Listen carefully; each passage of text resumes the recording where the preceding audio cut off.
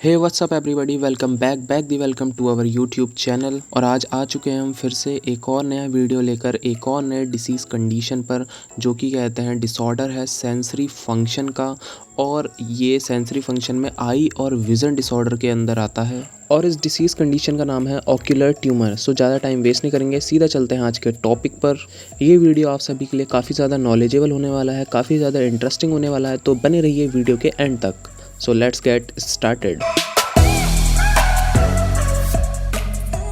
So first of all start करते हैं इसके इंट्रोडक्शन से। तो बेसिकली सबसे पहले आपको पता होना चाहिए डिसीज़ कंडीशन का मतलब क्या है। तो यहाँ पर डिसीज़ कंडीशन है हमारे पास ऑक्यूलर ट्यूमर। सो ऑक्यूलर मतलब related to eye, and tumour मतलब क्या होता है, एक स्वेलिंग आ जाना या मॉर्बिड एनलार्जमेंट हो जाना, जिसकी वजह से जो सेल होती है उसका जो ग्रोथ होता है वो भी एबनॉर्मल हो जाता है और उसका जो डिवीज़न होता है वो भी एबनॉर्मल होने लग जाता है।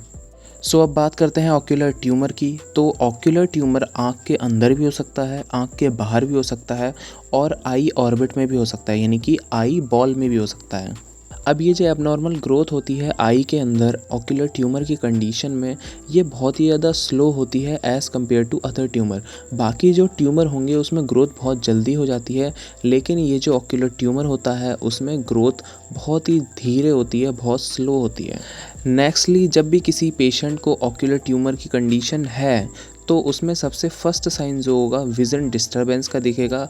उस पेशेंट को अच्छे से दिखना बंद हो जाएगा और ये जो विज़न डिस्टर्बेंस है इसको हम विजुअल फील्ड टेस्टिंग के थ्रू कंफर्म करते हैं।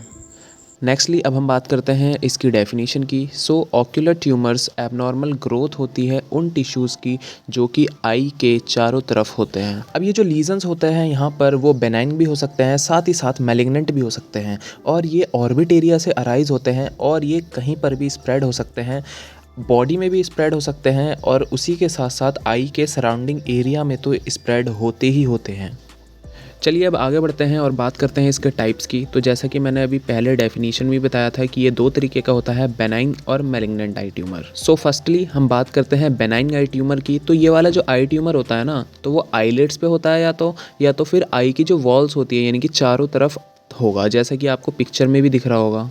अब आगे समझते हैं। तो ये वाला जो आई ट्यूमर होता है ना, ये ब्लड वेसल में एबनॉर्मल ग्रोथ होने की वजह से भी होता है, जो कि हमारी आइज़ होती हैं उसके आसपास जितनी भी ब्लड वेसल्स होंगी ना, उनमें अगर एबनॉर्मल ग्रोथ हो जाए फॉर एग्जांपल, सो उसकी वजह से क्या होता है, बेनाइन आई ट्यूमर होता है। और जब ब्लड वेसल्स में एबनॉर्मल ग्रोथ होती है तो उसको हम हीमेंजियोमा बोलते हैं।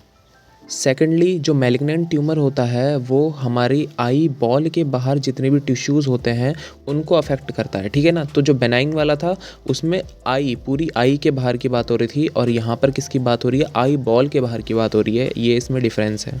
बाकी ocular malignant tumour eye ball के आसपास की जो मसल्स होती हैं जो कि आई बॉल को मूव कराने में हेल्प करती हैं, और जो भी नर्व्स आई बॉल से अटैच होती हैं उन सभी को अफेक्ट करता है। नाउ अब हम बात करते हैं इसके रिस्क फैक्टर की, यानी कि कौन कौन से ऐसे रीजंस हो सकते हैं या कौन कौन से ऐसे फैक्टर्स हो सकते हैं जिसकी वजह से किसी भी पर्सन को ऑक्यूलर ट्यूमर होने के बहुत ज़्यादा चांसेस होते हैं। Number 1, age. Primary intraocular melanoma उन पीपल्स में होता है जिनकी एज 50 से ज़्यादा हो, और ये बहुत रेयरली होता है चिल्ड्रंस में। Number 2, medical history. ऐसा कोई भी पर्सन जिसको हाइपर पिगमेंटेशन हो, उसकी आई की स्किन के बाहर और स्पॉट्स हो, जैसे कि मोल्स हो सकते हैं या मल्टीपल फ्लैट मोल्स हो सकते हैं, अलग अलग शेप के, अलग अलग कलर के, तो इसकी वजह से इंटर ऑक्यूलर मेलिनोमा होने के बहुत ज़्यादा चांसेस होते हैं। Number 3, family history. तो जीन में चेंजेस आने की वजह से या जीन म्यूटेशन होने की वजह से किसी भी इंडिविजुअल को ऑक्यूलर ट्यूमर होने के बहुत ज़्यादा चांसेस होते हैं। Number 4, sunlight and certain chemicals. So sunlight जो है उसमें से हार्मफुल यूवी रेडिएशन होती है जो कि हमारी आइज़ को डायरेक्टली अफेक्ट करती है, जिसकी वजह से किसी भी इंडिविजुअल को ऑक्यूलर ट्यूमर होने के बहुत ज़्यादा चांसेस होते हैं। नेक्स्टली, सर्टेन केमिकल्स की वजह से जो कि आई के कांटेक्ट में आ जाते हैं, उसकी वजह से भी किसी भी इंडिविजुअल को ऑक्यूलर ट्यूमर होने के चांसेस होते हैं। सो यहाँ पर इसके रिस्क फैक्टर ख़त्म होते हैं। अब बढ़ते हैं आगे। नाउ अब हम बात करते हैं इसके कॉजेज़ की, और इसके कॉजेज़ को मैंने दो अलग अलग तरीके से डिवाइड कर दिया है on the basis of its types. So सबसे पहले हम बात करेंगे बेनाइन ट्यूमर के बेसिस पे कौन कौन से ऐसे रीजंस है जिसकी वजह से किसी भी इंडिविजुअल को ऑक्यूलर ट्यूमर होगा। Number 1 exposure to UV rays. तो यूवी रेज़ जो होती है बहुत ज़्यादा हार्मफुल होती है हमारी आइज़ के लिए, तो उसकी वजह से किसी भी इंडिविजुअल को बेनाइन ट्यूमर होगा। नेक्स्टली वायरस की वजह से हो सकता है। थर्ड जेनेटिक फैक्टर की वजह से हो सकता है, यानी कि जीन म्यूटेशन जब हो जाए या जीन में किसी भी तरीके के कोई भी चेंजेस आए उसकी वजह से हो सकता है। फोर्थ एजिंग की वजह से हो सकता है, यानी कि एज जब ज़्यादा हो जाती है किसी भी इंडिविजुअल की उसकी वजह से बेनाइन ऑक्यूलर ट्यूमर होता है।